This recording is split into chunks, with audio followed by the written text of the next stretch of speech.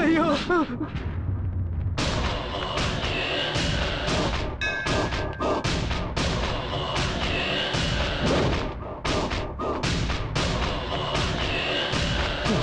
కనబడితే నరికేస్తాడే.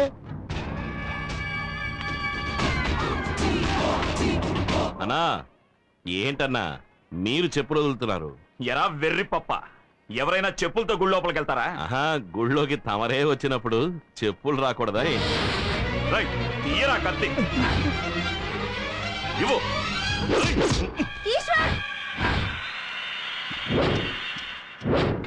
ఏంటిది మరి చిన్నపిల్లలాగా? నరకడానికి ముందు ఒకసారి అటు చూడండి. ఓ మరి ఇటు టర్నింగ్ ఇచ్చుకోండి. చుట్టూ జనం ఉన్నారు. పట్టపగలో ఇంతమంది ముందు గుడివాకిట్లో నన్ను పట్టుకుని నరికితే ఎవడైనా మీకు ఓటేసేది? మీకు ఓటు ముఖ్యమా, నా చావు ముఖ్యమా? సరే మీ ఇష్టం, వేసేయండి. అరే వేసేయడన్నా. ఎలక్షన్లు అయ్యేంత వరకే వీళ్ళది ఓటు. అది పూర్తయ్యాక ఇవన్నీ పరమ వేస్ట్. ఆ తర్వాత నీ మెడ మీద వేస్తాను కత్తి వేటు. ఆగండి, ఏమైందని?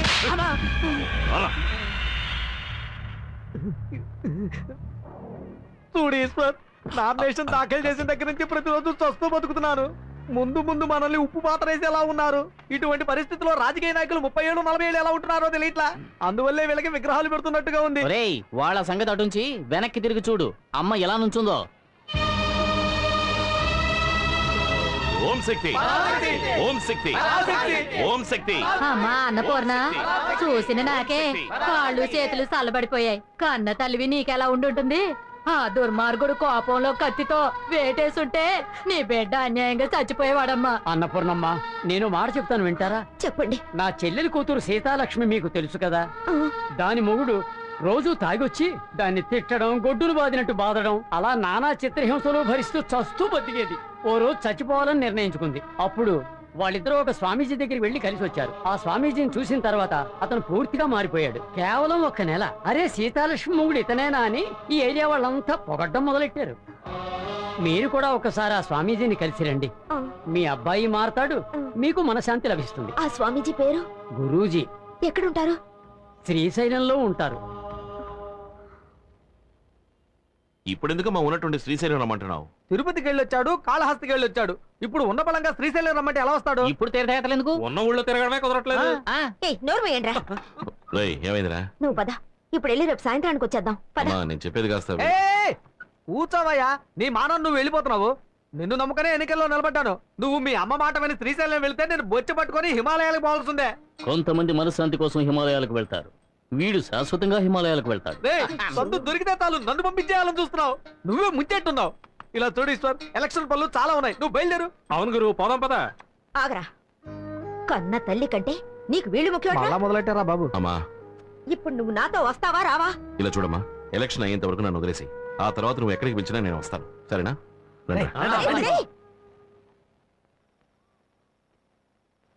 అయ్యలారా అమ్మలారా, పులిని ఎదిరించి పిల్ల, ఏనుగుని ఎదిరించి ఎలుక, గుర్రాన్ని ఎదిరించి గాడిద, నెమలిని ఎదిరించి నల్ల. విషయానికి రావయ్యా. ఎవడు అదే నోరు మూసి కూర్చో. నెమలి పురి విప్పుతుంది, మరి నల్లి అన్న మన నియోజకవర్గంలో నిలబడడానికి ఉన్న ఒక ఇంటిని అమ్మేశారు. అన్నని ఎదిరించి నిలబడుతున్నాడే ఆ డుబాకోరు, వాడే అమ్ముతాడు రా. ఆ జంతికల బఠానీలు, జంతికల బఠానీలు, జంతికల బఠానీలు, బఠానీలే జంతికలే. ఏందన్నా అభ్యర్థి బఠానీలు అమ్ముతున్నాడా? జంతికల బఠానీలు, జంతికల బఠానీలు, జంతికల బఠానీలే, జంతికల బఠానీలే. బఠానీలు అమ్మేవాడు నిలబెట్టాడు ఆ ఈశ్వర్ గాడు. ఎంత మెంటల్ కాఫీ కాఫీ కాఫీ సొంటి కాఫీ, కాఫీ కాఫీ సొంటి coffee, coffee coffee coffee coffee coffee బఠానీలు, బఠానీలు బాబా, బఠానీలు, బఠానీలే. కాఫీ కాఫీ కాఫీ సొంటి కాఫీ, సొంటి కాఫీ, కాఫీ కాఫీ. మీరు బఠానీలు అమ్మచ్చు, సొంటి కాఫీ అమ్మచ్చు, కానీ మా అన్న ఉన్న ఒక్క తోటని అమ్మేసి ఎన్నికల్లో నిలబడ్డారు. రేపు మా అన్న ఏర్పాటు చేసిన డాన్స్ చూసి మీరు అదిరిపోతారు.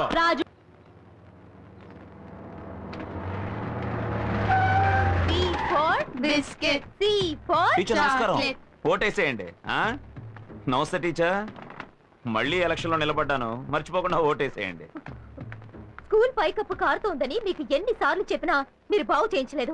ఇప్పుడు ఓట్లు అడగడానికి వచ్చారు. 10 సంవత్సరాలు ఎమ్మెల్యేగా ఉన్నారు. మీ నియోజకవర్గానికి ఏం మేలు చేశారు?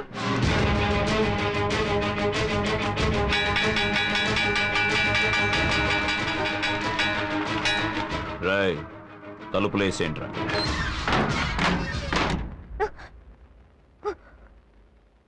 ఏమే నువ్వు వేసే ఒక్క ఓటుకి నేను మొత్తం సాధించినవని చెప్పాలా? చెప్తా, లిస్ట్ రాసుకో. 16 కొంపలు కూల్చాను, 10-15 హత్యలు చేశాను, ప్రజల డబ్బు 2 కోట్లు కొల్లగొట్టాను, 200 ఎకరాల గవర్నమెంట్ భూమిని నా పేరు రిజిస్టర్ చేయించుకున్నాను. ఇందులో దెబ్బతిన్న వాళ్ళు 200 మంది, ఊరొదిలి పారిపోయిన వాళ్ళు 300 మంది. ఇది కాకుండా నా విరోధులు 30 మందిని లేపేశాను, అందగత్తెలు 10 మందిని. ఇదే నువ్వు అడిగిన నా 10 ఏళ్ల సాధన. ఈ ప్రశ్నలు అడిగే పని నీ పిల్లలతో పెట్టుకో. నన్నడిగేవనుకో మంటల్లో మసి చేసి విభూదిగా పెట్టుకుంటా. మీ టీచర్ అడిగిన ప్రశ్నకి వివరంగా సమాధానం చెప్పా. తప్పకుండా నాకే ఓటేస్తుంది, మర్చిపోకండి. మర్చిపోకూడదు. మన వాళ్ళందరినీ నేను కోరుకునేది ఏమిటంటే అందరూ బాగా అలసిపోయి ఉంటారు కనుక ఫుల్లుగా తాగి మూసుకొని పడుకోండి. అన్నయ్య, మనం ఇంతవరకు 40 లక్షలు ఖర్చు పెట్టాం. అందులో 3 లక్షలు పోస్టర్స్కే ఖర్చు అయ్యాయి. కానీ వాళ్ళు ఇంతవరకు ఒక్క పాంప్లెట్ కూడా పంచిపెట్టలేదు. అది మాత్రమే కాదన్నా, మన పేరు లేని గోడే లేదు. వాళ్ళు కనీసం గోడ మీద గీత కూడా గీయలేదు. ఇంకా నువ్వు మాట్లాడకూడదు. అయ్యా, మీరు వెళ్ళని సందు లేదు, దూరని ఇల్లు లేదు, చూడని మనిషి లేడు, అంతెందుకు పట్టుకోని కాళ్ళు కూడా లేవు. అలాంటప్పుడు ఈయన ఎదిరించి ఏ ధైర్యంతో నిలబడుతున్నాడు వాడు? ఏమన్నా రే అంటావు? అయ్యా, మిమ్మల్ని ఎదిరించి వాడు ఏ ధైర్యంతో నిలబడ్డాడండి? ఉట్టికెగరలేనమ్మ స్వర్గానికి ఎగరాలనుకున్నట్టు వీడు నన్నేమీ చేయలేడురా. పోయిన ఎలక్షన్స్ లో 1 లక్ష ఓట్ల తేడాతో గెలిచాను. ఈ ఎలక్షన్స్ లో మొత్తం 3 లక్షల ఓట్లు నాకే. అన్నా అన్నా, తెల్లదోనే బాంబు వేసేసాడన్నా. అంతా అయిపోయింది, కొంప మునిగిపోయింది. మీరు ఓడిపోవడం ఖాయమన్నా. ఏంట్రా వాగుతున్నా? నేనేం వాగట్లేదన్నా. ఆ టీవీ చూసి ఊరే బొగ్గుమంటోంది. వెళ్ళండి అన్నా, వెళ్ళి టీవీ చూడండి. ఇకపైనే అసలు పని మొదలవుతుంది.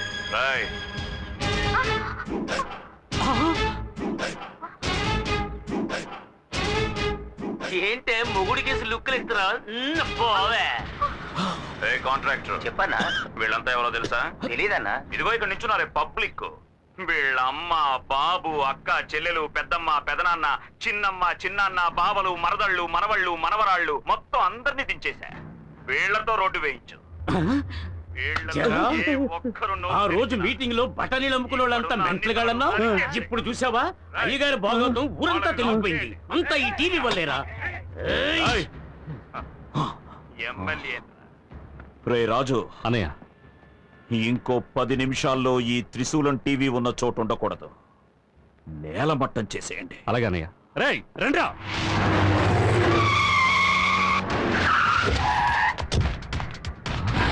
త్రిశూలం టీవీ కొత్త చిరునామా నంబర్ 10 రాజీవ్ నగర్. ఇక్కడ జరిగిన గొడవకి ఆ దుర్మార్గుడు భుజంగమే కారణం. నేను నిఘాసైన వాణ్ణయ్యా.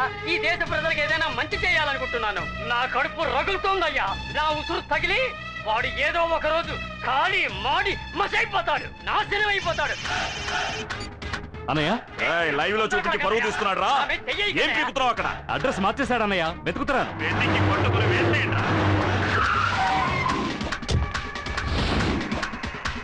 క్షమించండి, త్రిశూలం టీవీ నెహ్రూ వీధికి మార్చబడింది. ఎలక్షన్లు అయ్యేంత వరకే వీళ్ళది ఓటు. అది పూర్తయ్యాక ఇవన్నీ పరమ వేస్ట్. ఆ తర్వాత నీ మెడ మీద వేస్తాను కత్తి వేటు. ఉన్నమాట చెప్పాలంటే వాడే వేశాడు మీకు వేటు. ఇంకా ఏం చేస్తున్నావురా? అన్నయ్య, అడ్రస్ మళ్ళీ మార్చేశాడు. కాకుండా నా విరోధులు 30 మందిని లేపేశాను, అందగత్తెలు 10 మందిని. దుర్మార్గుడా, మంటల్లో మసి చేసి విభూదిగా పెట్టుకుంటా. తను కేవలం తీగలాగితే దాంతో మీ డొంకంతా కదిలిపోయింది. అయితే ఒకటి, తాను మిమ్మల్ని అవమానించడం కోసం అలా అడగలేదు. కెమెరాకు సూట్ అయ్యే ప్రశ్నలే అడిగింది. మీరు కొంచెం మేకప్ తో వెళ్ళుంటే బాగుండేది. మూసుకో. మళ్ళీ క్షమించండి, త్రిశూలం టీవీ పాత అడ్రస్ కే. పాత డ్రెస్ కి. త్రిశూలం టీవీ ఇదే అడ్రస్ లో సంచలన వార్తలతో రండి పెడదాం.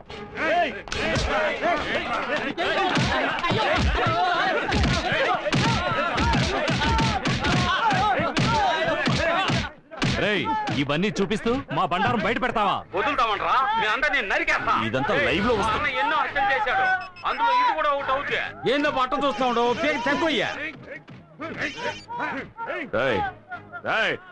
మూర్తి గారిని వదలమన్నా. రేయ్, వాడిని వదిలేంట్రా. రేయ్, నీకే చెప్పేది. శంకర్ని వదలమనరా. ఆ కోట్లింగాన్ని కూడా.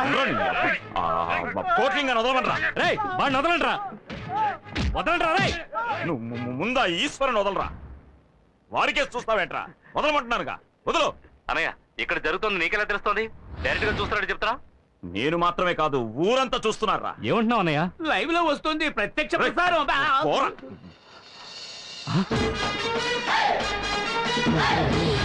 నేను గెలవడం కోసం ఎన్ని హత్యలైనా చేస్తావురా. వెంటనే వచ్చేయండి రా. రేయ్, ఇచ్చిన బిల్డప్ చాలరా, నోరు మూసుకొని పో. వాడెందుకు వెళ్ళిపోయినాడు? వీడెందుకు ఇట్టా చూస్తా ఉన్నాడు?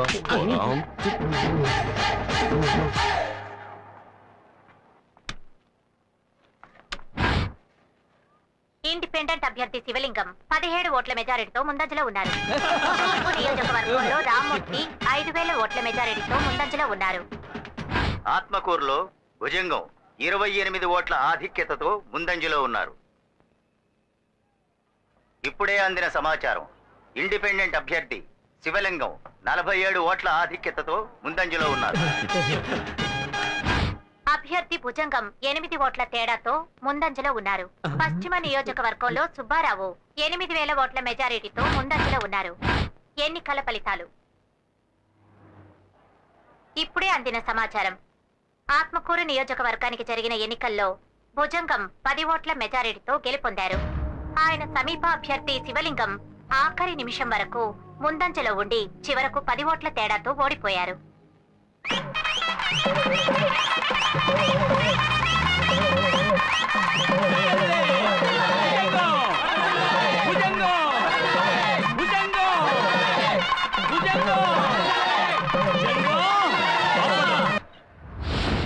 ఎందుకురా పూలమాల? ఏంటన్నయ్య, మూడోసారి గెలిచావుగా. ఎన్ని ఓట్లతో? 10 ఓట్ల తేడాతో గెలిచామన్నా.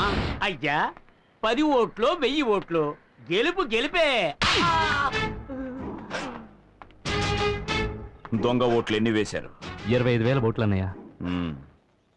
అవి వేయలేదంటే చెప్పరా. వేయలేదంటే ఓడిపోయి ఉండేవాళ్ళం. నేను ఓడిపోయే పరిస్థితి కలిగించింది ఎవర్రా? ఎవర్రా? ఈశ్వర్ అన్నయ్య. ఏంట్రా ఈశ్వరి? రాయ్, ఆ పూలమాల అలాగే ఉంచుకోండి. వాడి శవానికి వెయ్యాలి. రాయ్, లాక్కురండి రావండి.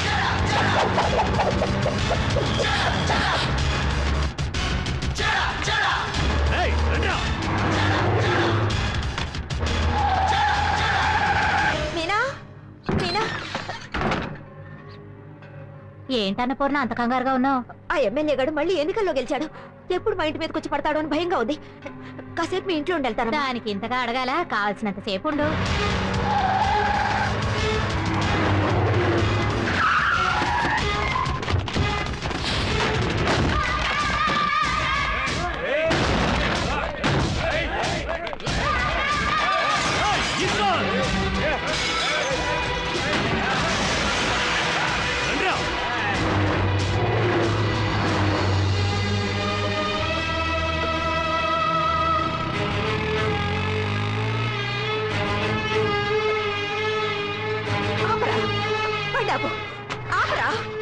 ఏంటో ఎక్కడ ఉన్నావు? నాతో బయలుదేరు.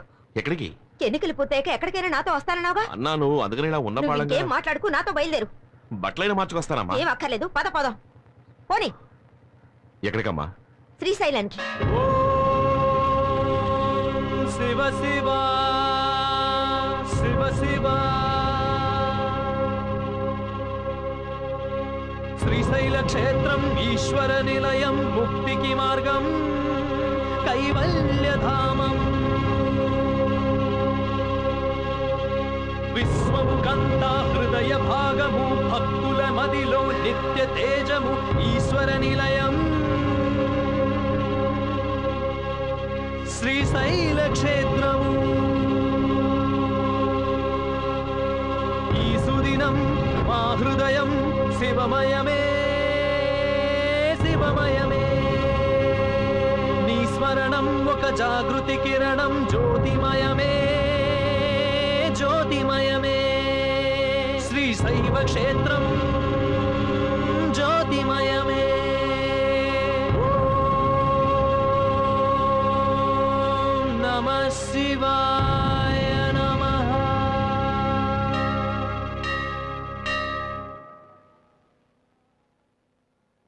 రా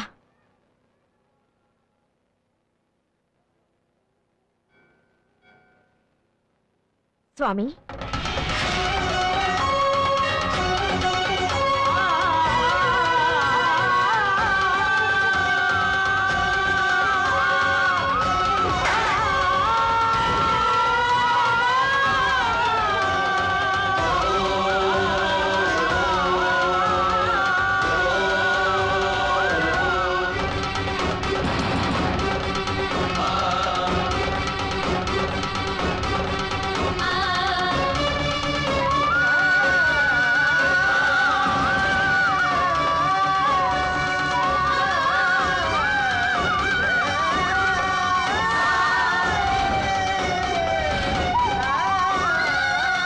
రండి.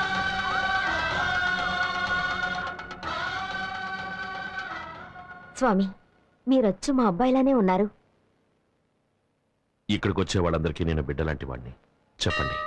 మా అబ్బాయి చూడ్డానికే మీలా ఉంటాడు, కానీ మీలో ఉన్న సహన గుణం మచ్చుకు కూడా మా వాళ్ళలో లేదు. చిన్న పెద్ద తేడా లేకుండా న్యాయం ధర్మం అంటూ గొడవల్లో చిక్కుకుంటూ ఉంటాడు. ఒక దైవం కరుణాస్వరూపం అయితే ఇంకొక దైవం ఉగ్రస్వరూపం. దేవుళ్లలోనే ఇన్ని తేడాలున్నప్పుడు మనుషులు ఒకేలా ఎలా ఉండగలరు? నేనలా అనుకోలేకపోతున్నాను స్వామి. నా భర్త అర్ధాంతరంగా చనిపోయారు.